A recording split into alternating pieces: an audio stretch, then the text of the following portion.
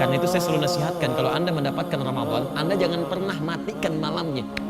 Bangun, walaupun cuma 30 menit, 15 menit, lakukan amalan setiap malam.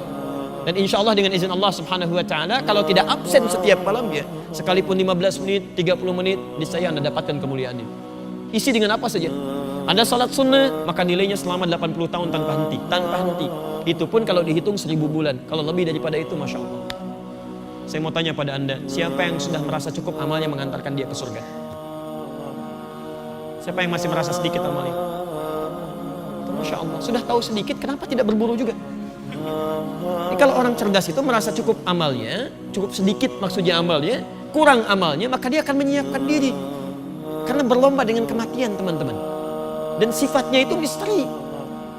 Siapa yang bisa mengira ketika seorang Ustadz Ja'far, Masya Allah, datang untuk mengaji, membacakan surah Al-Mulk, berbicara tentang kehidupan dan kematian. Begitu masuk pada ayat yang ketiga, suara yang tadinya lantang, yang luar biasa, begitu indah dibacakan, tiba-tiba dengan izin Allah subhanahu wa ta'ala menurun dan meninggal seketika. Husnul khatimah. Ada orang meninggal saat baca Al-Quran, antum meninggal saat apa nanti? Makanya kata para ulama, jangan bermain-main dalam kehidupan. Setiap Anda terfikir berbuat maksiat, bayangkan seketika meninggal. Anda terima tawaran proyek yang tidak benar. Begitu Anda mau tanda tangan, bayangkan bagaimana saat Anda tanda tangan, seketika itulah Anda diwafatkan oleh Allah Subhanahu wa taala. Maka dari itu, para sahabat ketika mendapati waktu menjelang Ramadan, itu gembiranya luar biasa.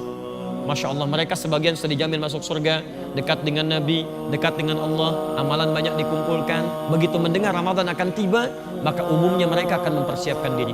Masya Allah, buat menu-menu kebaikan, mempersiapkan amalan, menghentikan sebagian aktivitas untuk menyiapkan Ramadan mereka.